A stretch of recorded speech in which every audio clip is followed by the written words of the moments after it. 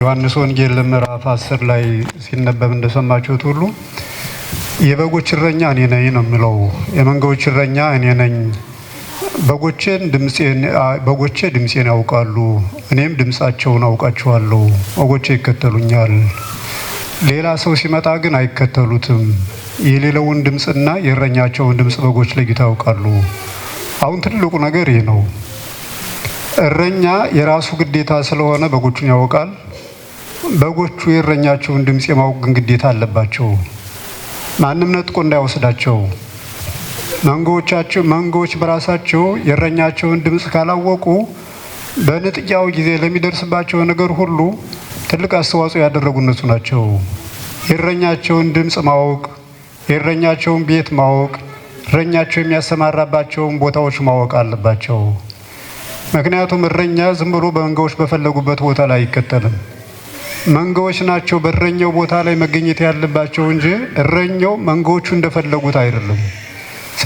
ስለ መንጋዎቹ የሚያውቅላቸው የሚጠነቀቅላቸው እረኛው ነው። ስለዚህ እረኛው የሚያውልበት ቦታ አለው፣ የሚያሳድርበት ቤት አለው። ቤቱ በር አለው፣ መስኮት ለብርሃን መውጫ ይኖረዋል።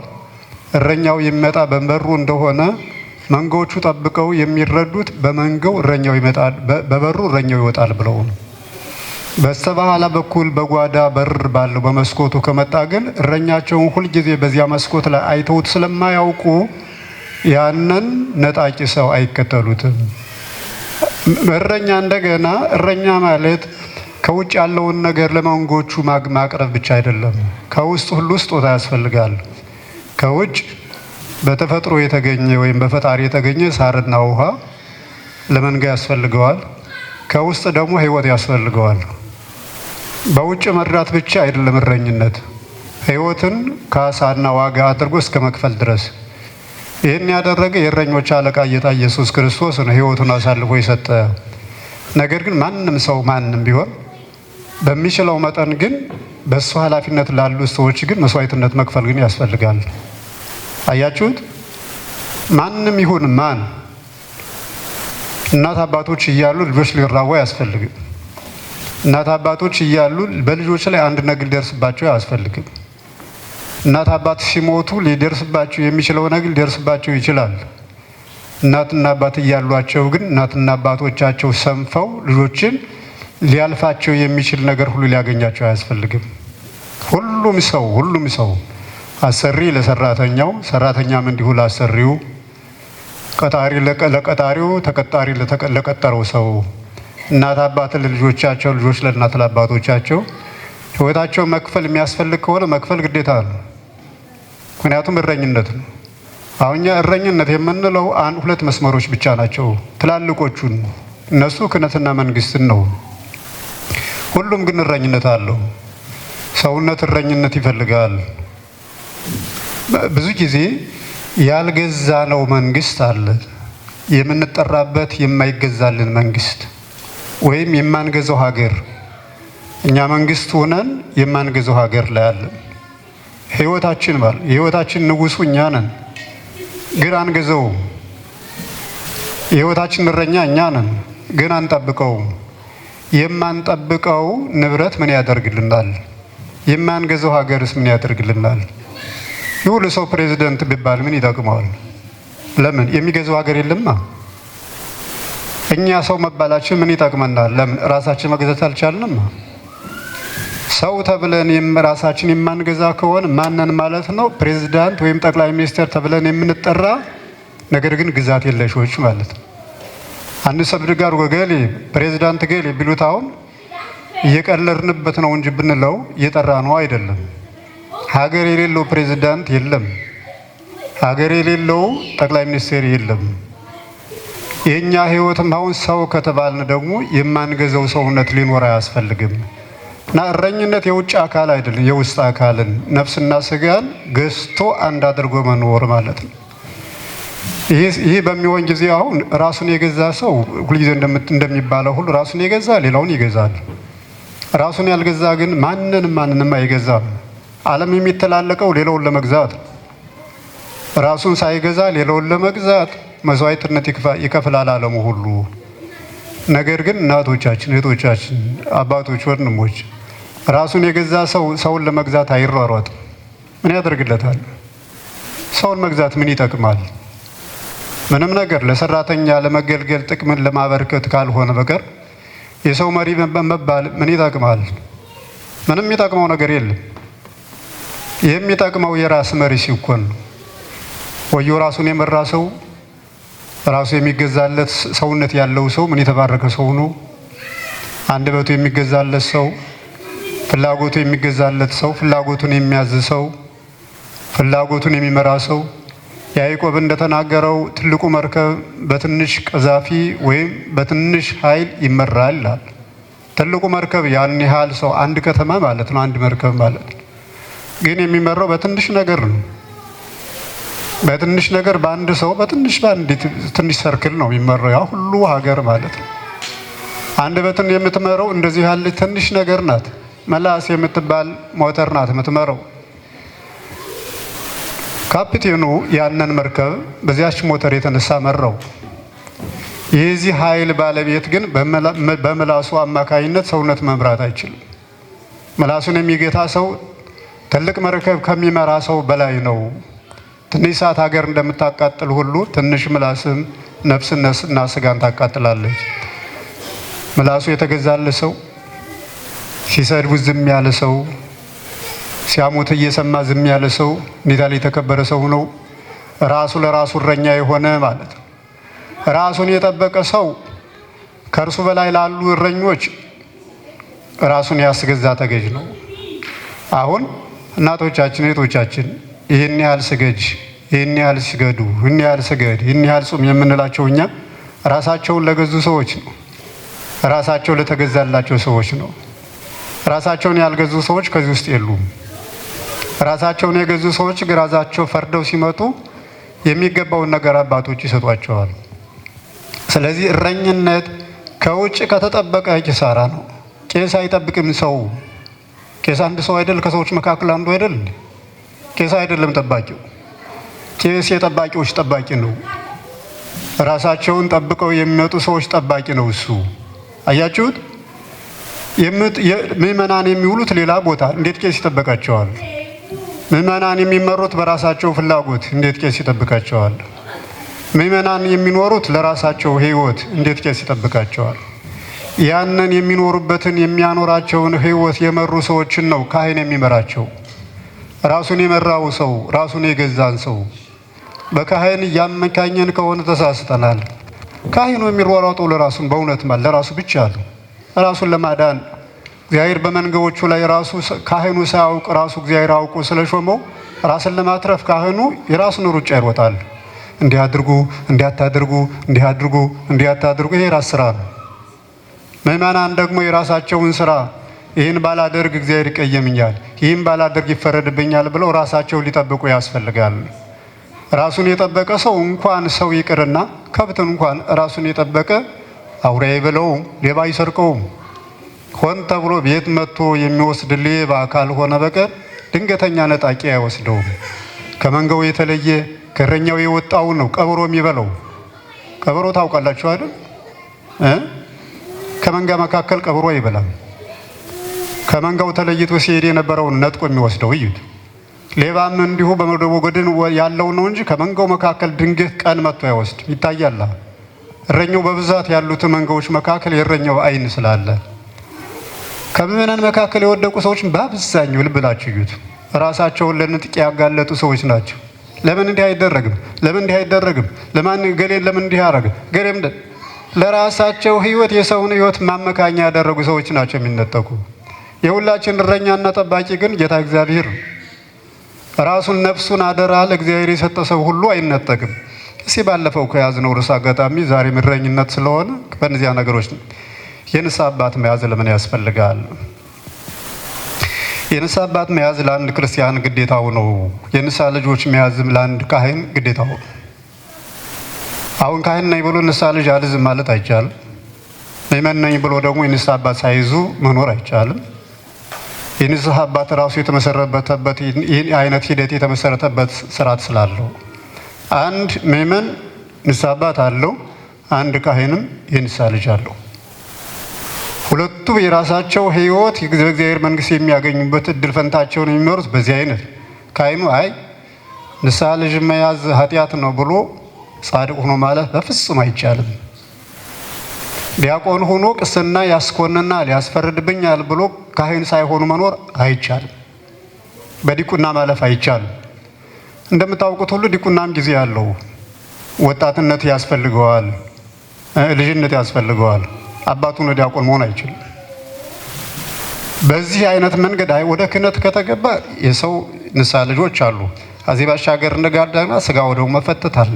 ሁልጊዜ ንጹህ መቅደስ ያስፈልጋል። ይሄን ስለማልችለው ዝም ብዬ መቀመጥ አለብኝ ተብሎ ተደብቆ በስልት መጽደቅ አይቻልም። ጌታዬ ማረኝ ኃጢአተኛ ነኝ እያሉ ወደ ኋላ ሳይመለከቱ ወደፊት በመሄድ ብቻ ነው ድነት ያለው። ሁላችንም ወደ ኋላ ሳይመለከቱ ወደፊት በመሄድ ብቻ ነው የሚዳነው እንጂ በዚህ መንገድ ሾልኬ ልሂድ ተብሎ የሚዳንበት መንገድ በፍጹም ምንም የለም። መሽለክ የሚቻለው አንደበትን ዝም አድርጎ ነው። ስልጣንን ፈርቶ ኃላፊነትን ፈርቶ ግን የሚዳንበት መንገድ የለም። ካህኑም የንስሐ ልጅ አልዝም ማለት አይችልም።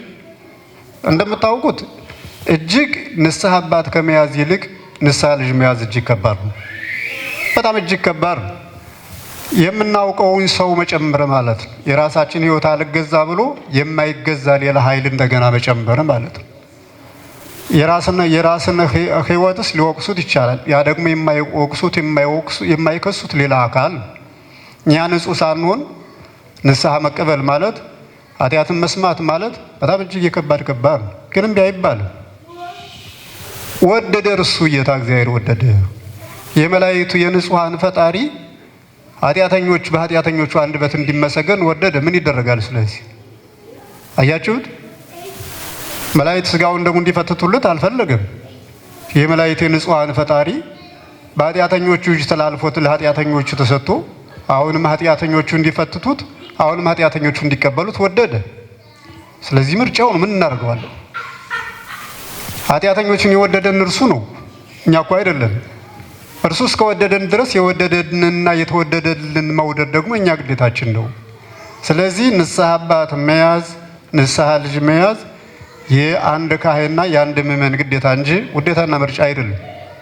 እኔ ንጹሕ ነኝ ብሎ ንስሐ አባት ሳይዙ መኖር አይቻልም።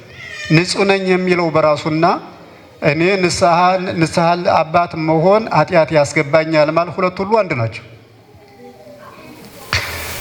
ግዴታ ኃጢአትን ይቅር የሚል ስልጣን ያለው እግዚአብሔር ሲሆን ይህንን ይቅርታ ካህናት ይፈጽማሉ።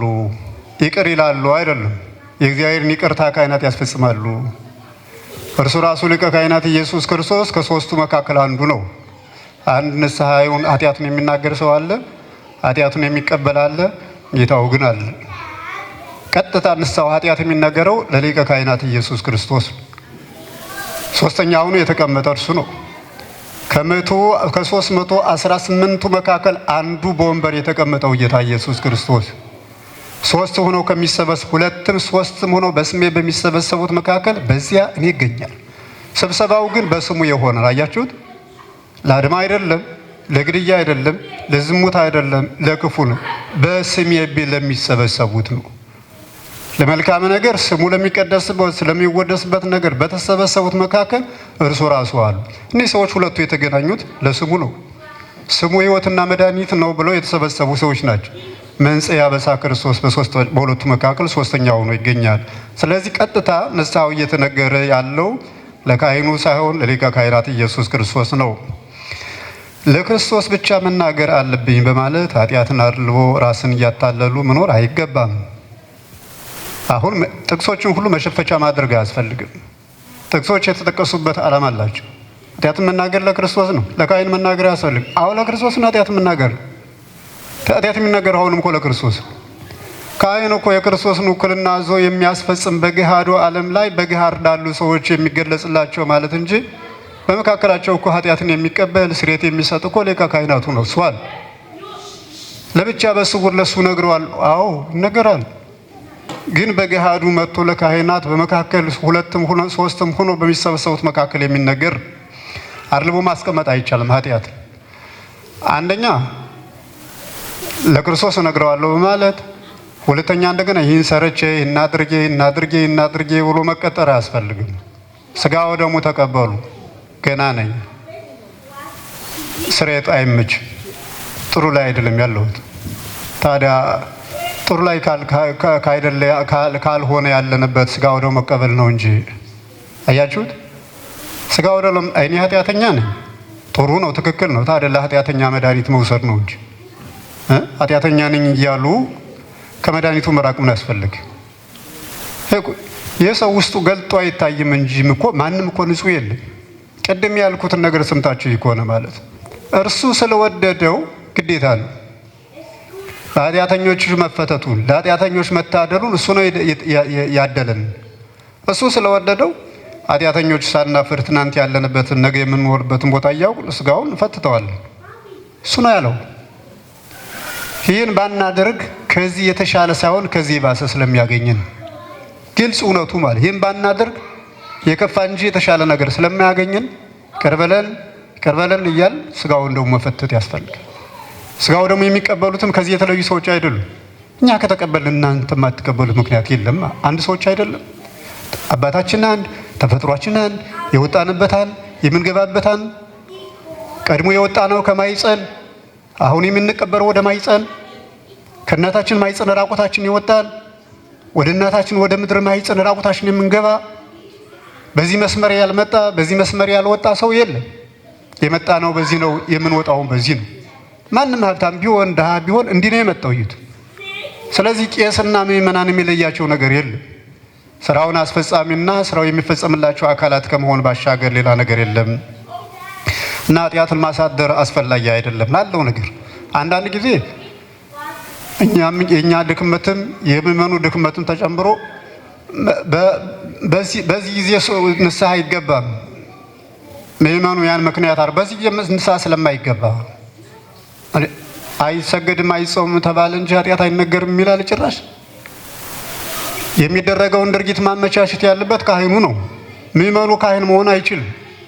ትንሣኤ ቢሆንስ ልደት ቢሆንስ አባዬ ኃጢአት እንድንሰርቻለሁ በቃ ፕሮግራም ማውጣት ነገሮችን መናገር ያለበት ካህኑ ነው። በዚህ ጊዜ እንዲህ አድርግ በዚህ ጊዜ እንዲህ አድርግ የሚሉ አባት ነው። ባለ 50 ሙሉ ሰው ደልቦ መኖር አይችልም። በእኛ ቤተ ክርስቲያን እንኳን ይህ ይቅርና ኃጢአት መቀበል ይቅርና በአብይ ጾም በጾም ወቅት አንድ ሰው ታሞ እሞታለሁ ቢል አይ ጠዋትን ለነገ ጠዋት አቁርቡኝ እሞታለሁ እኔ ፈርቻለሁ ህልምም አይቻለሁ ቢል የለም አብይ ጾም ነው ብለው ቅዳሴውን ከሰዓት ነው ብለው ቅዳሴውን ለሰዓት ማለት ያ ሰው ታሞ እንዳይሞት ነው ቤተ ክርስቲያን የሚባለው። በራሱ ታሞ እንዳይሞት አደረግነውም አላደረግነውም ይህ እውነታ ነው። ዓርብ ረቡዕ የተባለ ሰው አይሞት፣ አብይ ጾም ተብሎ ሰው አይሞት። ለሰው የመጣው ጌታ በሰዎች ስራ አማካይነት ማግኘት ያለበትን ነገር እንዳያገኝ ሳያገኝ መሄድ የለበትም እንኳን ኃጢአትን መናገር ይቅርና። ስለዚህ መቼም ይሁን መቼ ሰው ኃጢአቱን አልቦ ማኖር አያስፈልገው። ነገሮችን ማስተካከል መቼ ምን ማድረግ እንዳለባቸው የአባቱ ስራ ነው። የምእመኑ ስራ ግን ኃጢአትን አባቱን ፕሮግራም አስዞ ኃጢአቱን መናገር ብቻ ማለት ነው። ይህ ጉዳይ ክብሩን የሚወድ ሰው ተዋርዶ የሰራውን ውርደት በሰው ፊት አሳፋሪ መሆኑን እንዲያውቅና እንዲሸማቀቅ አሳፋሪ መሆኑን እንዲያውቅ የሚያደርግ ነው። ስራው እዩት። አሁን ቀላል አይደለም። ባለፈው አይተነዋል። ከባድ ነው። አንዲት የተከበረች እናት ትዳር ያላት እናት ልጆቿ ያሏት የምትዘክር የምታጠጣ የምታበላ እናት ለባሏ ታማኝ የሆነች ታማኝ ናት ብሎ ባሏ የሚያምናት ለባሌ የታመንኩ አይደለሁም ከባሌ ላይ ሌላ ይዣለሁ ብሎ የሚናገር እንግዲህ ምን ያህል እንደሚከብድ እዩት። ምን ያህል እጅግ ከባድ እንደሆነ በሚያውቁትና በሚያከብር ሰው መካከል እዩት። አንድን አባት አንድ ትልቅ ሰው በእድሜ የገፋ ጥሩ ደረጃ ላይ ያለ ክርስቲያን በክርስትና ሕይወቱ የጠበቀ የታወቀ ጥሩ እምነት ያለው የሚታመን አባት ከልጆች እናት በላይ ሌላ ሴት ይዣለሁ ብሎ መናገር ማለት የሞት ሞት ስል ምን ማለት ነው? ድርጊቱ የሰው አይደለም፣ የሰዎች ስራ ነው። ይህን መናገር ግን በተከበሩበት ቦታ እጅግ ይከብዳል። አይከብድም? አይከብድም? ይከብዳል። ከዚህ በኋላ ያለው መጾሙ መጸለዩ ምን ችግር አለ? ቁርስን መተው አይደል? መጾም ማለት እኮ ምንም ይህን ያህል አክብደን እያየ ነው ከከብት ስጋ ጋር ተጣብቀን ነው እንጂ መጾም ማለት እኮ ውሸት እኮ ነው። ቁርስን መተው ማለት እኮ ሌላ ምንም ነገር የተሆነ ነገር የለም እኮ ቁርስ ነው የቀረው እንጂ ምሳ ይደረስበታል። ያው ምሳውን ወርታችሁ ጎትተን ወደ 6 ሰዓት አምጥተን ምን በለው። ከዚህ በኋላ ያለው አይደለም ከባዱ። ከዚህ በፊት ያለው ግን ባከበረን በምናከብረው ሰው ፊት የማይጠበቀውን ስራ ሰርተን ጭራሽ ደግሞ መናገራችን እጅግ ያዋርደናል፣ ያሳፍረናል። ትልቁ ነገር ይሄ ነው። እዩት።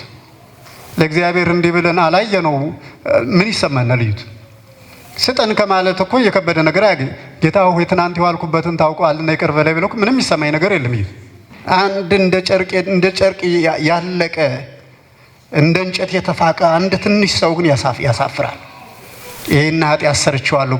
የተፈለገው የትልቁ ነገር ጌታ እግዚአብሔር የሚወደው ውርደቴን ወራዳ ነኝ ብሎ ማመን ሰው በሰው ዘንድ ራቁትነትን ማሳየት፣ በሰው ዘንድ የማይጠበቅ ነገር ማሳየት፣ ይሄ ሊተው የማይገባው ስለሆነ ሰዎች ያስፈለጉበት ክርስቶስ ይህን ያህል ክርስቶስን ማለት ከልጅነታችን ጀምረን ስላወቅነውና ስለቀረብነው ለስሙ ይህን ያህል ክብር አለን። እዩት እስቲ። አባታችን ከምንጠራበት የተለየ ስም እንኳ አይደለም ስንጠራው፣ ምንም የሚከብደን ነገር የለም፣ ለምደነዋል። ነገር ግን በአካል መፈራትና በአካል በራሱ እጅግ ከባድ መሆኑን ለማሳየት የባህርይ አምላክ ኢየሱስ ክርስቶስ ሶስተኛ ሆኖ በሚቀመጥበት ችሎት ለአንድ በዓለም ላይ ላለ ሰው ኃጢአትን መናገር ነው ከባዱ። ይሄ ከባድ ነው ሲባል ግን ወደፊት እንመጣበታለን። ለካህኑ ከባድ አይደለም። እናቶቻችን፣ እህቶቻችን፣ አባቶች፣ ወንድሞች ለካህኑ በጣም ቀላል ነው። እኔ የምሰራውን በሌላ መልኩ ሰርታችሁ ነው የመጣችሁ። ሌላ ምንም ነገር የለም። በእኛና በእናንተ መካከል ያለው የጽድቅና የኃጢአት ልዩነት አይደለም፣ የኃጢአት ልዩነት ብቻ ነው። አንዱ ይቀማል፣ አንዱ ይዋሻል፣ አንዱ ይሰርቃል፣ አንዱ ዝሙት ይፈጽማል።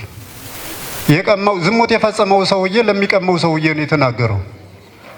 ታዲያ ትልቁ ነገር ግን ሁለቱ በኃጢአት አይጽናን። ትክክል ነው፣ ችግር የለውም፣ ቀላል ነው። አንተ ምን አድርገህ ግን አይባባሉ።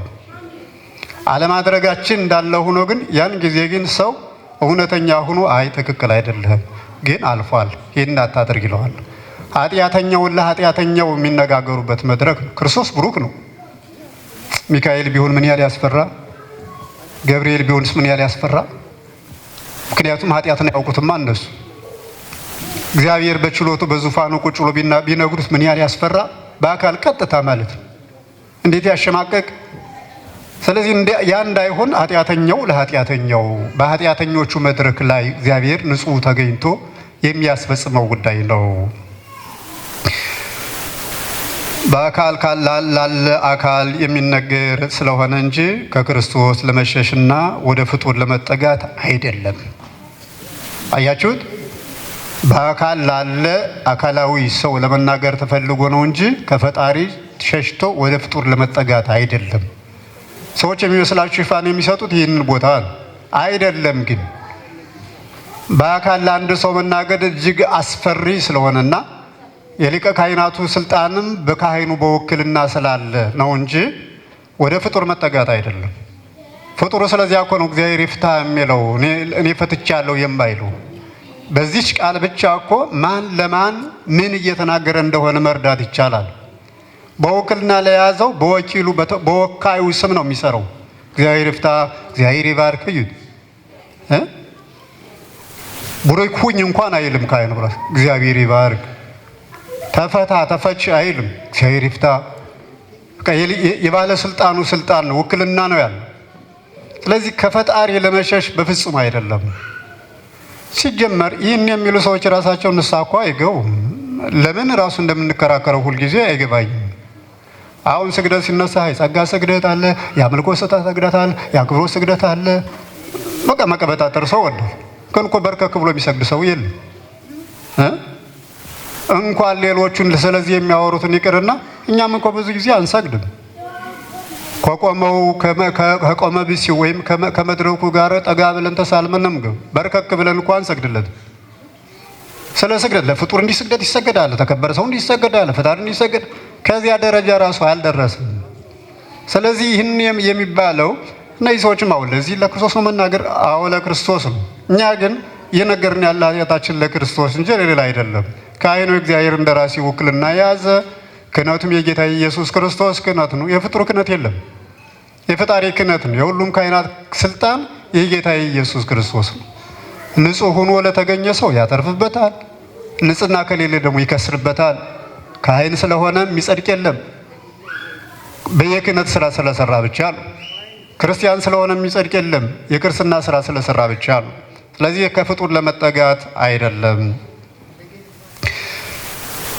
እሺ ክርስቶስ በዓለም ላይ በአካል ተገኝቶ ኃጢአትን ይቅር ብሏል።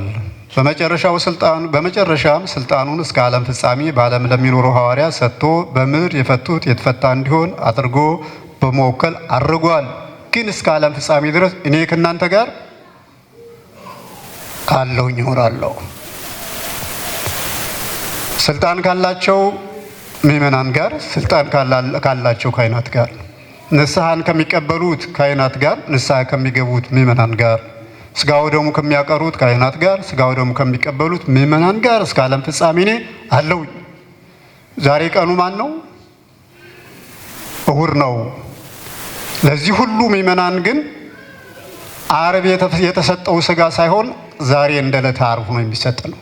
ዛሬ ዕለቱን ሰኞም ይሁን ማክሰኞም ይሁን ረቡዕም ይሁን ሐሙስም ይሁን ጌታ በዕለተ መስቀል ዓርብ የሰጠው ስጋ ለሁሉም ሰው እስከ ዓለም ፍጻሜ ድረስ እኔ አለሁኝ ከዚያ ስላለ ሐዋርያት አባቶችም በአካል ተገኝተው የሕዝብ ንስሐ እየተቀበሉ ምእመናንን ለእግዚአብሔር መንግሥት አብቅተዋል። በመጨረሻም ሁሉም ለነርሱ በመጀመሪያ እንደተደረገው ተተኪዎችን መድበው አልፈዋል። አሁንም እየቀጠለ ይኖራል። ጌታ ኢየሱስ ክርስቶስ ወደ 120 ቤተሰቦች ነበሩት፣ ተማሪዎች፣ መደበኛ ተማሪዎች። ከነሱ መካከል 12ቱን መርጦ ወንዶቹን ስልጣነ ክህነት ሰጣቸው። እነዚያ ወንዶች ሁሉም እያንዳንዳቸው ወንዶችን ካህን አድርገው መድበው አልፈዋል። እስካሁን ድረስ ልጆቻቸውም ካህናትን ወንዶችን እየሾሙ ያሉ። በአንዳንድ ሃይማኖት ካላቸው ሰዎች ላይ ሴቶች ይመራሉ። በእኛ ቤተ ክርስቲያን ወንዶች የክህነትን ስራ ይሰራሉ። የሁለቱን ነገር በማያያት ደግሞ በሴቶች ላይ በደል እንደተፈጸመ በወንዶች ላይ ለወንዶች ክብር እንደተጨመረ የሚያወሩ ደግሞ ሰዎች ይታያሉ። ግን በእውነቱ ግን እግዚአብሔር የፈቀደውን ብቻ ማድረግ ነው። ጌታ ኢየሱስ ክርስቶስ 36 ሴቶች ተማሪዎች አሉት፣ 12 ሊቃውንት አሉት። ለ12ቱ ስልጣነ ክህነት ሰጥቷል። ለምን ለሴቶች ስልጣነ ክህነትን አልሰጠም? ለምን ለወንዶች ሰጠ? የሚለው ስልጣነ ክህነት የተሰጡ ሰዎች ምንድነው ጥቅማቸው? ስልጣነ ክህነት ያልተሰጡ ሰዎች ምንድነው ጉዳታቸው? ማለት ይህችን ብቻ ማየት በቂ ነው። በራሱ እኛ ቀደስን፣ እናንተ አስቀደሳችሁ። ማን ነው የሚጠቀመው? ሁላችንም። ባንቀድስ ለኛ ወዮ፣ ባትቀበሉልን እናንተ ወዮ። ስራውን ተካፍለን ሰራ ነው እንጂ ብልጫ የለውም። ስጋው ደግሞ ተዘጋጀ፣ ተለወጠ። መድረኩ ላይ መጥቶ ሁሉም በአንድ ጽዋ፣ በአንድ እርፈ መስቀል፣ በአንድ መሶብ ሁላችንም በላን። እነዚህ አገልጋዮቹ ከተገልጋዮቹ የበለጡበት መንገድ የለም። እሱ ስላዘዘ ጌታ ኢየሱስ ክርስቶስ ደቀ መዛሙርቱን ሲያስተናግዳቸው ሲመግባቸው እንዲህ አላቸው፣ በማዕድ ቁሞ የሚያገለግል ነው የከበረው ወይስ ቁጭ ብሎ የሚመገብ ነው አላቸው። ቁጭ ብሎ የሚመገብ ነው። እኔ መምህራችሁ ሊቃችሁ ሲሆን እግራችሁን አጠብኳችሁ አስተናግድኳችሁ። አያችሁት? ሐዋርያት ቁጭ ብለው ጌታ ኢየሱስ ክርስቶስ ህብስቱን ለውጦ ስጋ መለኮት አድርጎ ደሙን ለውጦ ደም መለኮት አድርጎ መገባቸው። እነሱን አከበራቸው።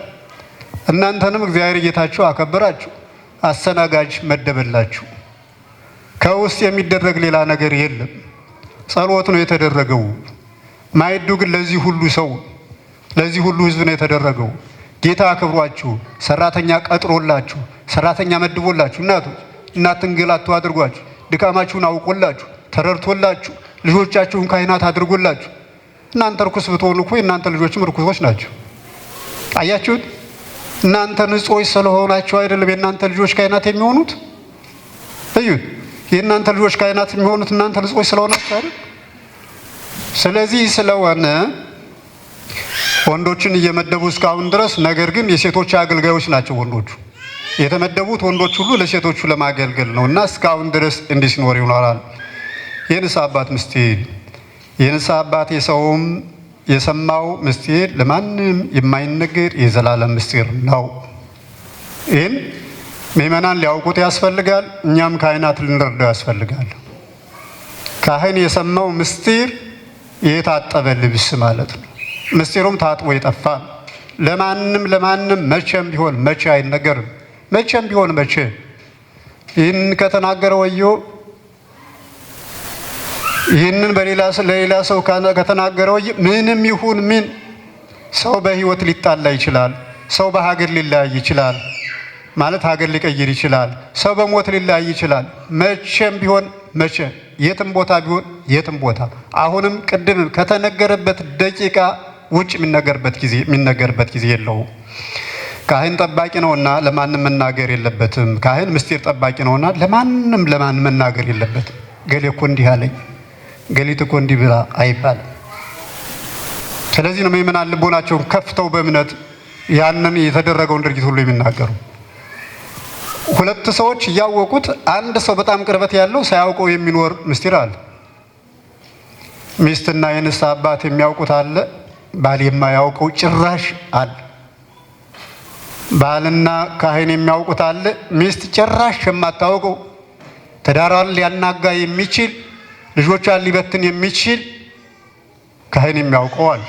መቼም ቢሆን መቼ ግን ባል ሞተም ሚስት ሞተችም አይነገርም። መቼም ቢሆን መቼ ይህን ማድረግ ትሩፋት ሳይሆን ግዴታ ነው።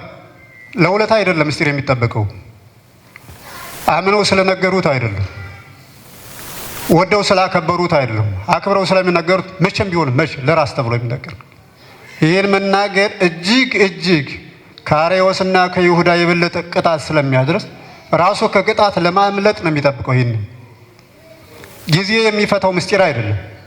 በቤተ ክርስቲያን ምስጢር የምንላቸዋል መቼም ቢሆን የማናውቃቸው ብዙ ጊዜ ከዚህ ላይ አባቶች ውሃውን አቅርበው ሲጸልዩ ታያላችሁ። አንድም ቀን ግን ውሃው መለወጡና አለመለወጡን አይታችሁት አታውቁም። እኛም አይተነው አናውቅም። መቼም ቢሆን ይህ ነው፣ ይቀጥላል። ካህኑ ብስቱን አቅርቦ ይጸልያል። የቅድሙ ካሁኑ ያሁኑ ከቅድሙ መለየቱን ልዩ መሆኑ መቼም ቢሆን ማወቅ አይችልም። ቢጸልይም ቢፈልግም አይሆንም። ይሄ መለኮታዊ ምስጢር እንጂ ፍጡር ምስጢር አይደለም። ይሄ የሚፈታ ምስጢር አይደለም፣ የዘላለም ምስጢር ነው። እናምነዋለን፣ ይሆናል፣ አናውቀውም፣ አንረዳውም። የካህንምና የምእመን ምን ምስጢርም ሊነገር የሚችል መቼም ቢሆን በመቼ ሊነገር የሚችል አይደለም።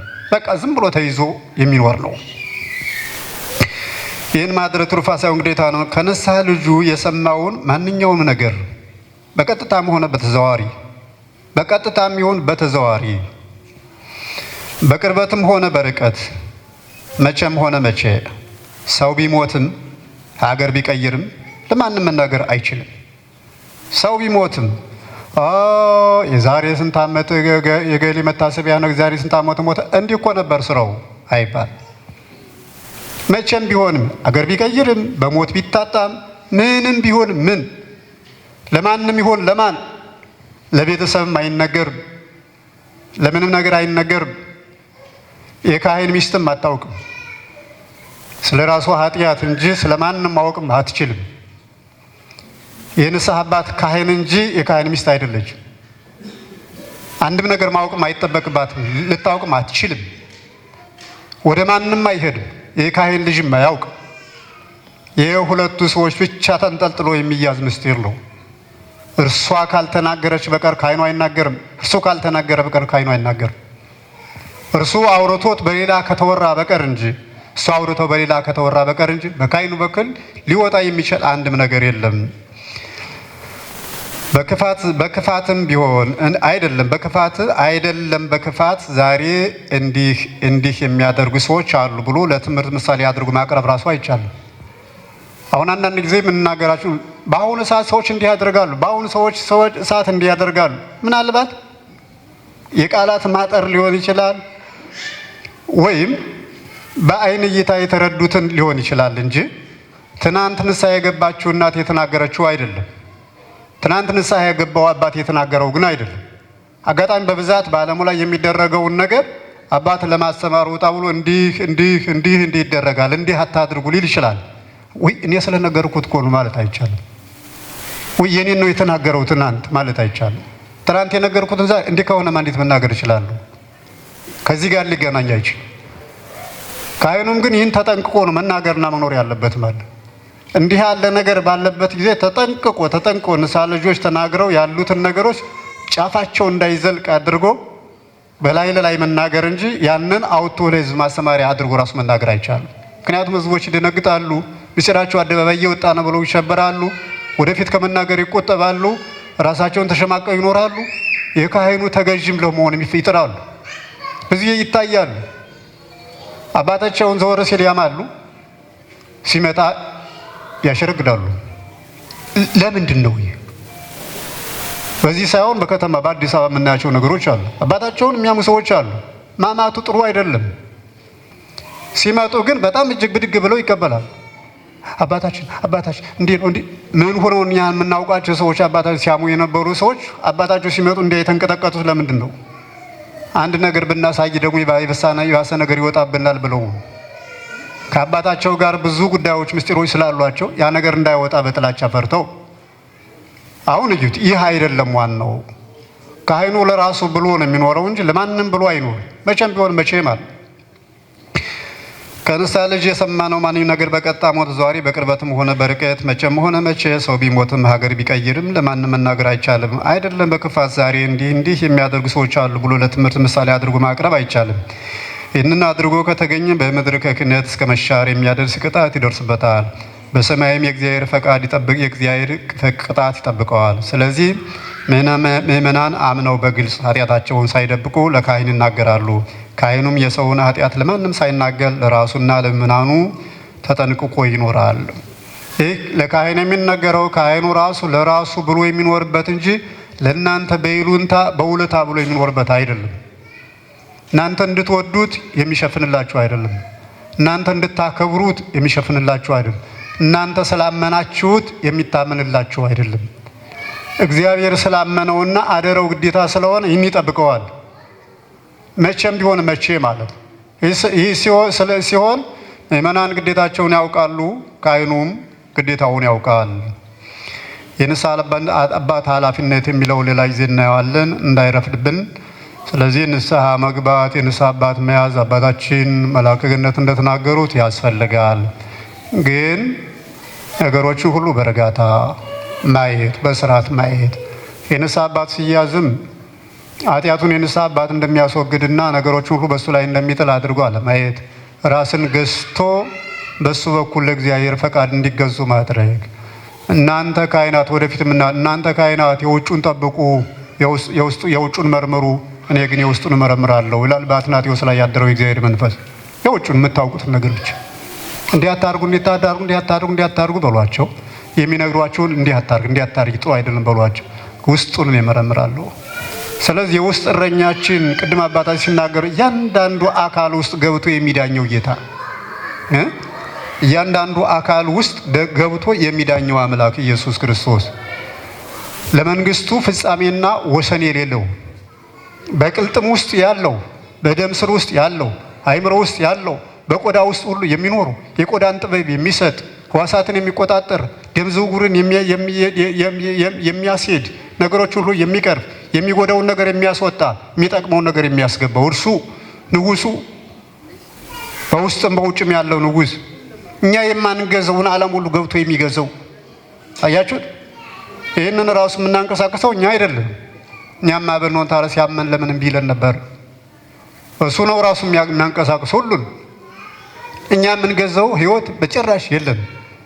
እኛ ወደም ብቻ አንድ ነገር የማናውቀው ነገር አለ። ህሊና የሚባል ሐሳብ የሚባል ነገር እሱንም ምን እንደሆነ አናውቀውም።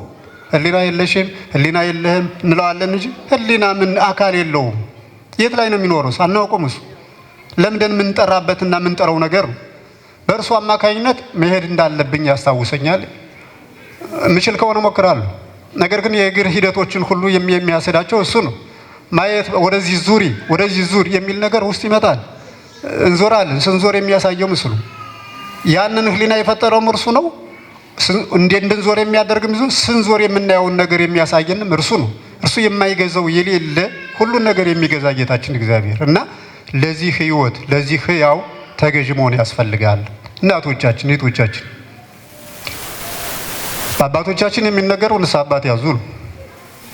ትልቁ ነገር ደግሞ ከዚሁ ጋር ባሻገር ደግሞ ራሳችሁን ግዙ፣ ራሳችን ንግዛ፣ ለራሳችን የንስሐ አባት ነው፣ ለራሳችን እንፍረድበትና ከዚያ በኋላ ፍርዱ ስጋው ደሙ ነው ቅጣቱ። ወደ ስጋው ደሙ ወደኛ ካሳ እንንጣ። ይህን ለማድረግ ቤተክርስቲያናችን ዝግጁ ስለሆነች እግዚአብሔር አምላካችን የቤተክርስቲያን ጌታ እግዚአብሔር ክብር ምስጋና ይግባው። ስላዳመጣችሁኝ አመሰግናለሁ። እግዚአብሔር ይስጥልኝ።